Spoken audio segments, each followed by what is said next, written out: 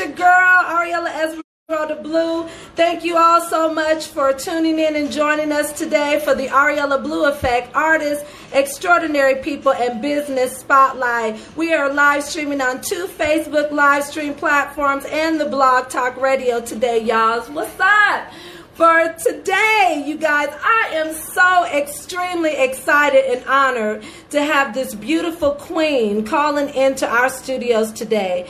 She is a singer, songwriter, actress, mompreneur, and the first female artist to have her first 3 solo releases hit #1 on Billboard charts. She is best known for her R&B single Superwoman, Secret Rendezvous, and this opening song, The Way You Love Me, you guys. And, of course, the Billboard Hot 100 #1 single, Romantic. So please, please welcome to the Blue Room the queen, Superwoman herself, the great and timelessly beautiful KARYN White. Welcome, KARYN.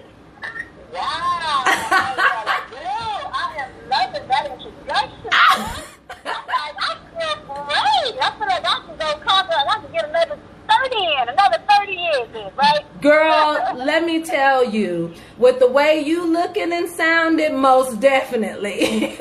Oh, thank you. I appreciate it. It's an honor, and I'm so glad we finally hooked up and we're able to do this. Yes, ma'am. We are really excited. Everybody in Las Vegas is listening in. We have so many people. We even have Dante Taylor from Heat Wave, okay, was listening in.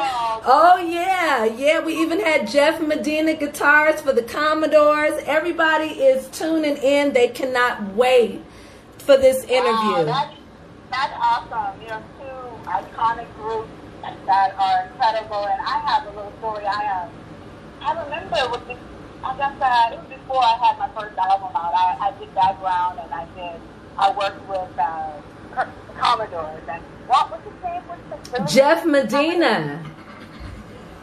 I think he's the drummer. I can't remember his name. But anyway, I can't remember. But I worked with the Commodores and I did some background singing because I used to do background singing.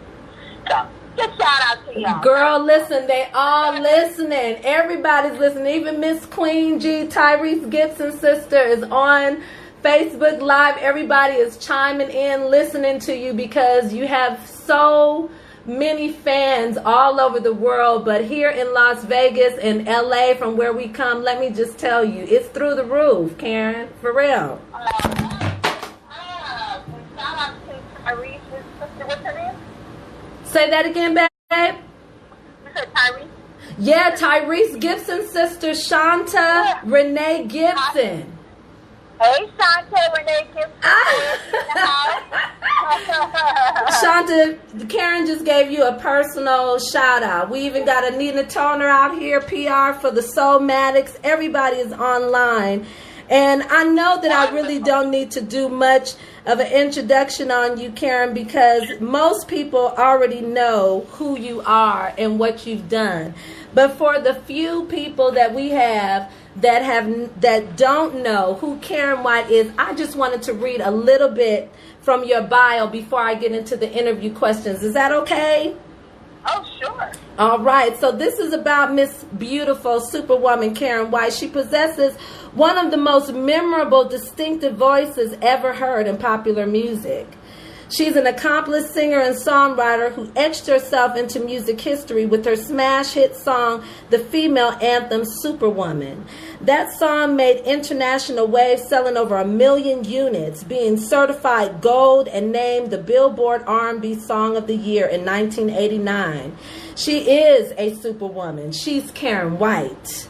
Established in 2011, KARYN opened the doors with KARYN White Enterprises, Inc., KWE, a dynamic multi-platinum media company offering diverse and uplifting entertainment across the broad media landscapes of music, television, and film. White released her long-awaited album, Carpe Diem. Am I pronouncing that correctly? Yes, Carpe Diem, it means seize the day.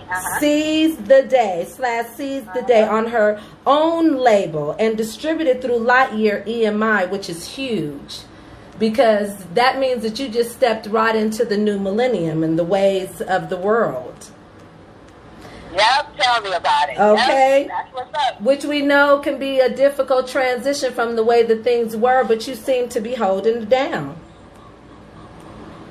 Say this, because this is a big gap, because I wasn't singing. I kind of stopped singing after my fourth album released from Warner Brothers, and I didn't realize that it's not like I said, oh, I'm going to stop singing. It's just, I was going through some personal things. I had a divorce from, super producer Terry Lewis, of Jimmy Jam and Terry Lewis. My mom passed, and the only thing that I really knew as a child, I always knew that I wanted to be an entertainer. So I was able to focus, and my superpowers was my focus and my drive. So I was able to make that goal happen. But when I realized, I was like, there's more to life than being an entertainer.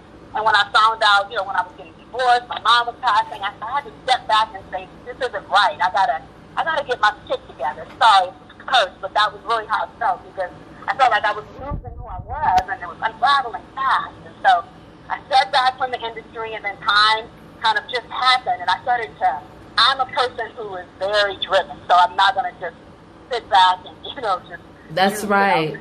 That's right. And so I started to do real estate. I invested in real estate. I started flipping houses. This was before it was popular. So back in '97, I started. A Jewish woman taught me how to do it, and then I did that, and until my daughter graduated from high school, and then I ran out of excuses. Like, why aren't you in the entertainment industry? So I, got back into the business and doing. I was working with some young hip hop producers, and I was managing, and then I would go to these meetings. I would go meet with, Russell Simmons and Sam Lathan, because we were doing reality show content, and they would always ask me, Caroline, you look amazing. What are you doing? Right. So the people, I was pushing the artists, and they were like, yeah, I'm the new hotness. You've had your day. No. And it was interesting right. because they were more interested in me, and so I was like, well, what am I doing? I better, like Kmart said, I better get my life.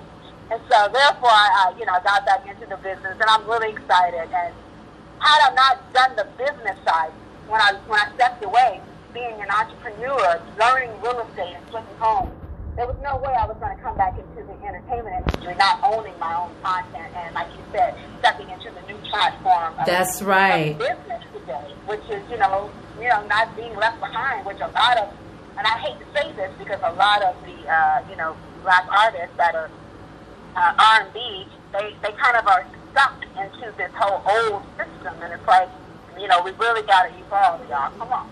That's right, sister. Mm-hmm. You're speaking on that for real, because anybody who is not evolving is kind of getting left behind, because it's a totally different game now. Before, you had to have that major distribution from major labels, but now independently you can have your own stuff and own your own things, and you don't have to go through that with the masters and stuff with major record labels. You can do it on your own. You've already established so many fans already across the world. That's a walk in the park for you. So for me, it's been really, because you don't have that big machine. I had a huge machine behind me before it was Warner Brothers. So what I realized is that even today, like, I'll post and people don't realize that I had, an album released, a movie released. I have a new movie. Well, not new, but it's been out for 2 years, Gale in the Storm. But that's what Nipsey Hussle was saying. I mean, this is a long haul, and you own it. It's a marathon. It's not that instant success like we had before, because dollars, I don't have that kind of millions of dollars like Warner Brothers had. Right. They had a whole, Right. Right. Right. Mm-hmm. So that is really different. I wanted to for some of the new listeners and stuff, could you just tell our audience just a little bit about where you're from and where you grew up? Well, Karen, I'm from Los Angeles, California. Inglewood. Inglewood, I was up to no good. Yeah. I was up to no good. Actually, growing up with, I went to school with, a shout out to my girl Wendy Raquel Robinson, who was you guys know her, she's an actress. Yes, Wendy Raquel Robinson. What's up, Wendy? Yeah, Yeah, so we grew up together. Also went to school with Bentley Evans and Stacey Evans, who are the producers and the creators of the Martin Show, plus the Jamie Foxx Show. And I went to school with Nia Long. She was a little bit younger than me too. So I had a lot of, growing up in Los Angeles, it was an awesome time. When I was 17, after I graduated from high school, I went on the road, auditioned for Don Cornelius, who was the creator of Soul Train. He had an artist by the name of O'Brien, and I sang background. We opened up Cameo. Then from that, I wrote a song for Stephanie Mills, co-wrote a song, and saved up my money. Listen to that, millennials. I invested in myself. I didn't wait for somebody else to do it. I took my money and did a gift tape, and that got to Jeff Lorber at Warner Brothers. And Jeff Lorber is a jazz fusion artist. I did a song called "These Are the Facts of Love and Fiddle," and that was I had a high voice back then, really. Yeah, so that led me to working with Ellen and Babyface, who was getting a deal with Benny Medina, the iconic Benny Medina, and from there, my career, I had platinum and gold albums, had success really, really fast. When I look back on it, because my first, record went gold. My first single went gold. My first album went platinum. And I had worldwide success, and I had to do a lot of on-the-job training. So I say this to you, millennials, and especially you people out there. I mean, you want to have a mentor whenever you're trying to do anything great. I wish I would have had someone that would really, could have taught me more of what I should have known, because I had success fast and I had to grow up fast. So anyway, that's married. I got married. After that, married Terry Lewis, and he's the one, Jimmy Jam and Terry Lewis, they are iconic producers and famous for Janet Jackson. Absolutely. Absolutely. And so those of you who may not know me. And I will say, for the youngsters out there, and I'm excited for, Tamar and Latoya Luckett and Heather Headley and Fantasia for keeping my song Superwoman alive, because they've introduced me to a whole new generation of people. So, yeah, I know I haven't gotten a chance to get my KARYN White cover off yet here in Las Vegas, but as soon as I do, I'm going to tag you in that video, because we definitely keeping you alive. I'm not kidding.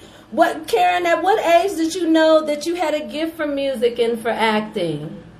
Oh, okay. Well, as a youngster, I used to, my daughter, not my daughter, but my sister, I had an older sister who sang. My other sister was a choreographer and dancer, so I've always been around it. And just from church, and then I entered beauty pageants and talent shows, and I was a little producer, and I bossing people around, put together groups.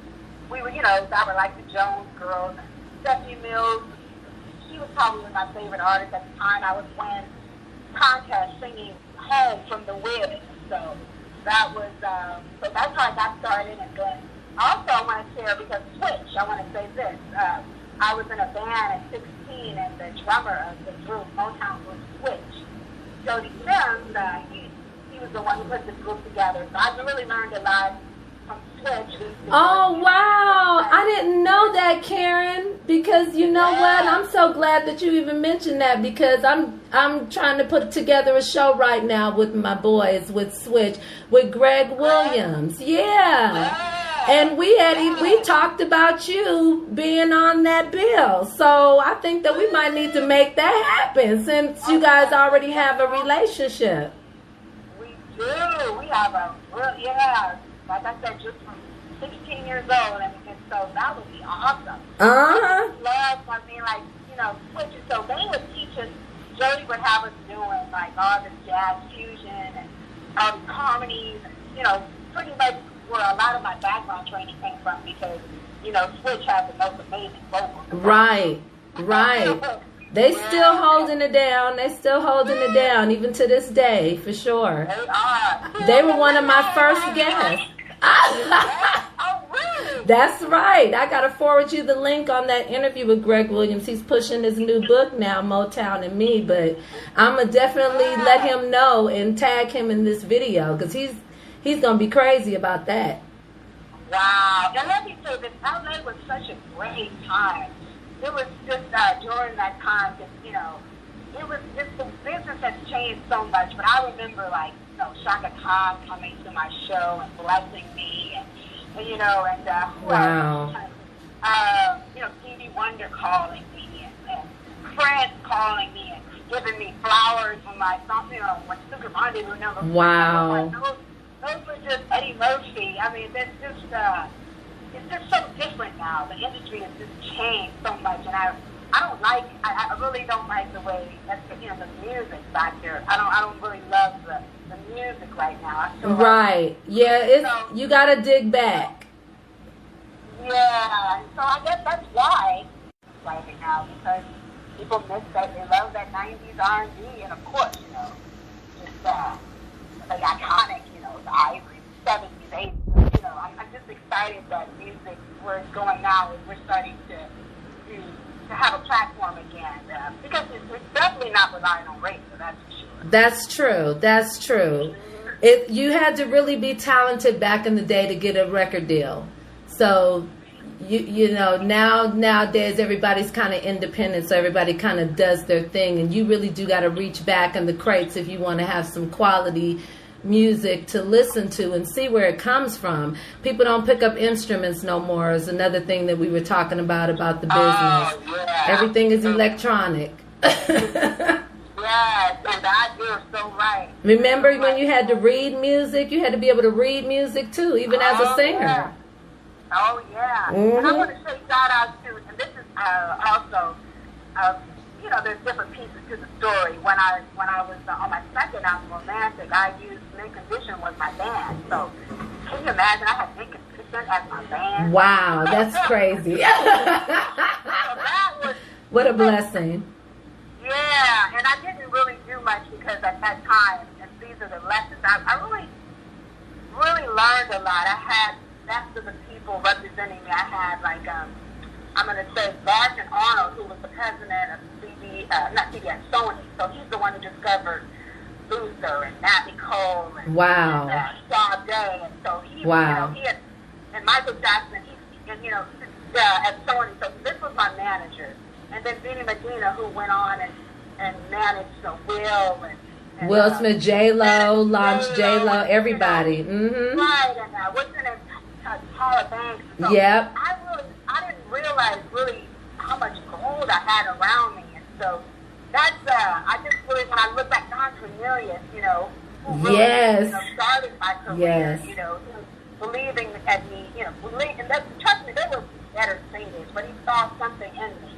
And we're talking about, you said how that generation, not only had you had to be an entertainer. I'm not going to say I was the best vocalist. I'm saying that you had to be, that era, you had to be visually. That's right. You know, now it was a visual area. Videos were just, you know, were really hot at that time. So, and majority of the artists had to be visual. And that's where, you know, a lot of, you know, the Janets and the Jodis and myself and, you know, those type of artists, not necessarily the best singers, but performers. So I like to say that because I definitely feel like I've grown locally.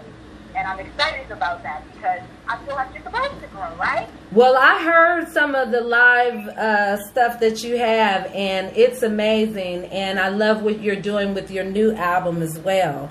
Which brings me to one of my questions for you.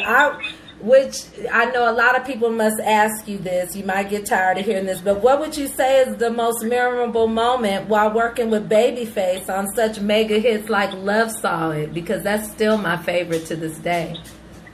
Me too. Well, Babyface, let me see. Just being, you know, if you really want to know. My friend, my partner, he's like, be nice. Of course I'm going to be nice. But I'm excited about, you know, before we were all famous and just the grind, you know, the hustle, you know, being in the studio and, you know, he was a little introverted, but me in LA, he would be in there with me kicking my butt. You know, and I remember saying like, you know, I just was like, you know, we gotta, you know, he's like, how do you gotta sing the song Superwoman. I don't know how you're gonna relate to it because I was so young. You know, I really what did I know about being a superwoman at 22? You know, I hadn't lived enough life. Right. I didn't nothing. So for me, it took a while for me to sing that song. And then I just related to my mother and her, you know, her pain and her struggle. And wow. my sister, my aunt. So, but it was great working with them. It was fun. It was, you know, it was competition. You know, they were in competition with Jimmy and Terry at the time. And so it was a real fun time. Pebbles would come in there and, you know, try to intimidate me.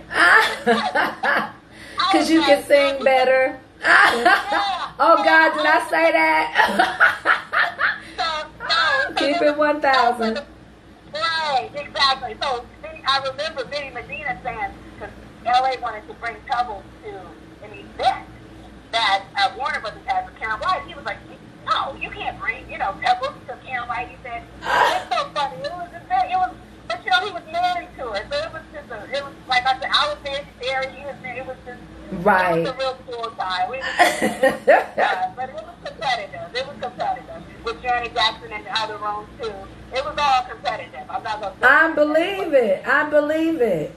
But we all know ain't nobody got nothing on Superwoman now.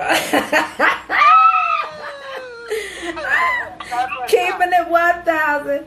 Well, KARYN, can you briefly tell our audience a little bit about your passion for your new movie project, Gale in the Storm, and why this film and the message is so important to you? Yeah, okay. It's called Gale in the Storm, and it's about a legendary funk singer who walks away from the business at the height of her career.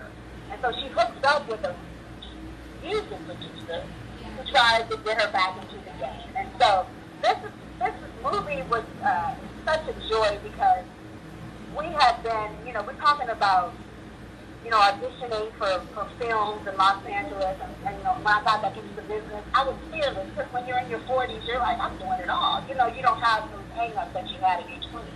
So I was excited to say, you know, instead of me waiting for somebody to give me a role, I'm going to create my own role. Boom. So, amen to that. Yeah, so my partner and I, we wrote the script. It's loosely based on my life. And my manager, who at the time was Jay King, and we really mirrored his life as well because he was really the first. And I don't know if people know that. Jay King, he was, you know, he had rumors. He sold like 3 million records out of the trunk of his car with that record. Yeah, that's crazy. Right. That's amazing. He was the first one to kind of fuse to marry hip-hop and vocals together, you know, because they had rumors and Club Nouveau. And then you had the Fugees and everything come after that. So, but Jay, he fucked up because he went into Warner Brothers trying to boss them around. And you know, so he got blackballed. Oh, boy. Yeah, I bet that was fun to watch. Yeah. So when we say revolutionary music producer, so he had gotten kicked out of the business too. So he sees me at a party, a birthday party, and I'm singing for my girlfriend's party, and that's how it started. And he's, yeah, this is the movie. I'm talking about this is the movie. So we're just doing his character. He sees me at a party, and then that's how we hook up, and that's how the movie starts. And it's talking about the music industry, and it's also loosely based on, like I said, my life, and you know, being a real estate investor, and you know, working outside of the business, and having trepidation about coming back into the industry, and all this stuff. So it's a really good ride. It's funky because I wanted to show some of my favorite singers. I love funk. I mean, if you go to on my Instagram, you got to see this thing where I do a whole tribute to James Brown and Tina. And wow, people are they're shocked when they come see me because I'm funky, and that's the world I come from. So I, you know, hit this, you know, I'm right. So I got to show this side in the Gale in the Storm because she's a funk singer. So that was really fun, and the soundtrack is really funky too. So you got to check that out, and that's also at KARYNWhite.com. Oh, fantastic. I'm glad that you gave that website out. I'm definitely going to continue to post that on the social medias for any of you who are listening in that would like to be able to view a copy of this wonderful movie. And also I'll have links for KARYN's new album entitled Carpe Diem, Seize the Day. Okay? And then KARYN, I wanted you to, if you could please tell people where they can find you on social media, all your social media platform, if you're on Twitter or Facebook. Yes, I would love Instagram because let me tell you, that's where people go. Like, even though I have over 100 and almost 200,000 on my Facebook, and you can go there too, Karen White Official on Facebook. But I prefer Instagram because I just like that platform better. And when people like promoters and everybody and my agents look, they go to Instagram. So right. I gotta get my numbers up. So go to Karen. Yeah, go to Karen. Well, we gonna help you get them numbers up, sister. Okay. Yeah, official. Period. Like, that's the new. Like you said, we gotta get with the new world. That's right. The new way of doing things. The new way. And so I'm like, okay, I'll play the game. So let's grow this fan base. And I'm going to just say shout out to all, Team KW who's in the house, because I let some people know that I'm going to be on your show. So shout out to all you guys listening. That's what's up. Hey.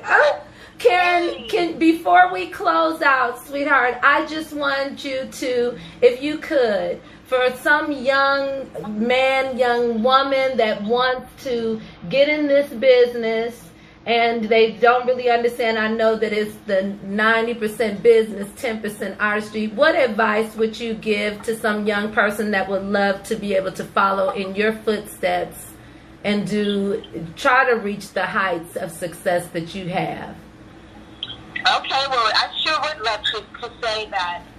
Well, in today's world, you guys have an advantage because you have, access to the world.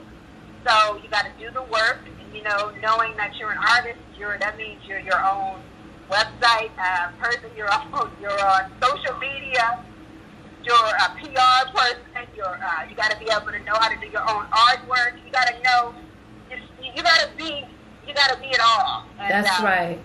That's the beauty of this game right now, and I would say definitely having your own sound and separating yourself from other artists, which is really important. What I don't like about it right now is that everybody sounds like a version of Beyonce and Rihanna. Yeah. Yeah. And it's so sad because there's so many flavors and colors, and that's what we grew up. We grew up to, Phyllis Hyman, Gladys Knight, Diana Ross. Shaka. I mean, it was just Gladys Knight. Ooh. Yeah. I know. And it was okay, to have the individuality. So definitely, I would definitely have do your own thing and be great at it, because there's no excuse now. And understand the business. I would also like to shout out a book that is called The New Music Business by Ari. You can get it on Amazon. It's an amazing book, and it goes from A to Z. It's like Bible for the new entertainment industry. And I wanted to say shout out to all these new artists and all these YouTubers and people like yourself that have their shows and that are building their audience. I really do salute you guys. And we are all the celebrities now. It's not just artists anymore. I mean, you have these YouTubers out here that are doing it, and I really want to just give my hats off to them for being diligent and being disciplined and following that. So that's, I would definitely want to say, don't think that work across as far as trying to, don't try to work across. You can get, collaborations with people that are in your lane too. Don't feel like, if I get a feature with Drake or with this. It's like, no, that's not true. Right. And because my daughters like that, Ashley, they want that instant success. Yes. And the thing is that it takes a little bit longer, but like I said, I'm so proud to see.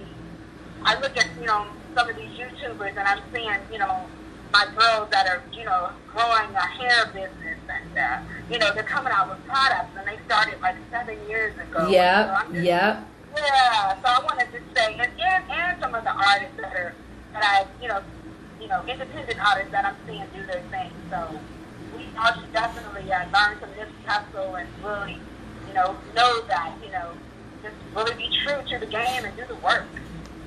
I think it's beautiful that you are so open like that and willing to move with the times. And even at your status and all that you have accomplished, you know that there's still more to learn in this business.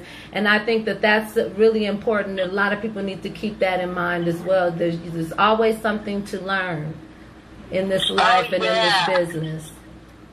Yeah, and you know, it's really, I feel like I'm kind of starting over because so much time, even though I have this legacy of this, but I really feel like, you know, because it's such a new business, and I love that I don't have this ego about it. I'm like, okay, whatever. You know, at first it pissed me off when I got back into the entertainment industry, right, because I thought I was just going to take off where I left off, but I realized it's like, no, you got the business, and there's a bunch of sisters in line that are like, no, you know, you gotta do that work. And so I'm like, okay, because I never used to do track shows. I was like, I want to have a band. That sounds like me. Exactly. And I'm like, I hate track shows. Me too. You're not going to get the best. But Yeah. I'm like, you know what? I turned down a bunch of money, and I figured, you know, now I made sure that my track show is great. I really. That's right. You can have an awesome track show tape. Yeah. You know what I'm saying, right? Yeah, your track show tape could sound like a live show. So that's what I kind of go for if I have to do it. Otherwise, it's not my favorite thing to do either. Thank you. So you're saying that really makes nice elements to the show, right? That is so true. It's so true. Yeah. Because, you know, we can't deny that the live element does give a better effect. So when you have a track show tape that's live, you know, it makes it, you know, that experience seem like that still. Yeah. And then, you know, I was starting to, and now I just got a call from Universal, who is a booking agent. So it's interesting because, you know, at first I was turning down shows, so they were like, we ain't gonna, you know, she gonna have to down the hard way, right? So they were like, we'll let her turn down. So they stopped fooling with me. They stopped sending me shows, but thank God, South Africa has been. Oh, I forgot to tell you about that. Like, I'm like Janet Jackson over in South Africa. Wow. So when I go I there, believe it. Yeah. And I'm like, it's the beauty of that. And I told my dancers, I was like, it's all right, you guys. I know we're opening up these track shows, and it's, you know, it's Sunday. We're still singing it's sunny out. You know what I mean?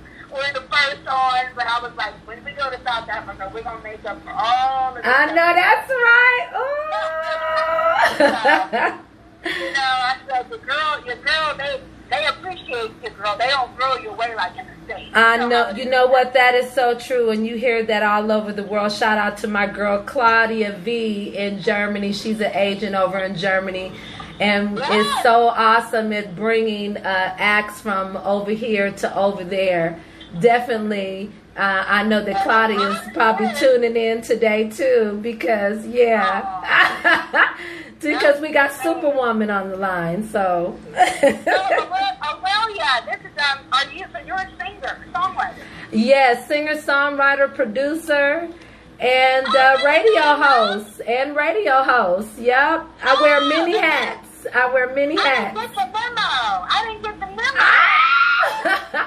Tell Jared he need to tell you. Yes, now I get it. But, okay, you have a beautiful speaking voice. So okay. Well, listen, KARYN, I got to tell you, I used to listen to you growing up, and I used to practice listening to your songs and doing your music. So you are a huge inspiration for me, even being where I'm sitting today, doing what I do out here in Vegas and LA and everywhere else. It's really because of amazing artists like yourself. I mean, we don't get another Shaka Khan. We don't get another Gladys Knight. We definitely don't get another Superwoman KARYN White. So there it is. And I just want to say shout out because this is just so beautiful, and I get excited too. So I did a little. I took, you know, down with something good. I took the groove, right, and I did this whole little rendition on it, and I tagged Shaka, and she gave me her blessing, and I'm like, wow. You know what I mean? Like, I just had to say that because Shaka was really like the Beyonce of our day. Everybody wanted to sound like Shaka Khan. That's right. That's right. I know I'm the only one out here in Vegas that covers Ain't Nobody. Really? I'm the only one. The only one out here. I've never seen or heard anybody else do it. But I wouldn't mess with Shaka either unless you can unless you can't make her turn over. Exactly. Don't do it. Exactly. Unless you can do that justice, because that's a great right there. It's like taking one of your songs. You just can't, unless you can do it properly, don't do it. Unless you can give it justice. So I just want to say shout out to her because, like I said, she's just she was that unique artist that had her own style. You knew when Shaka Khan came on that radio. That's right. Yeah. Just like we know when you come on.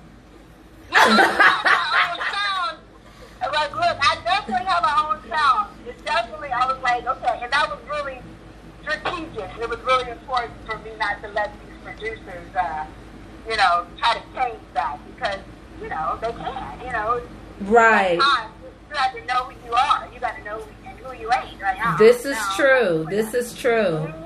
And we pray to God that, KARYN, that you never change and that you stay the same beautiful, beautiful entity and spirit that you are here.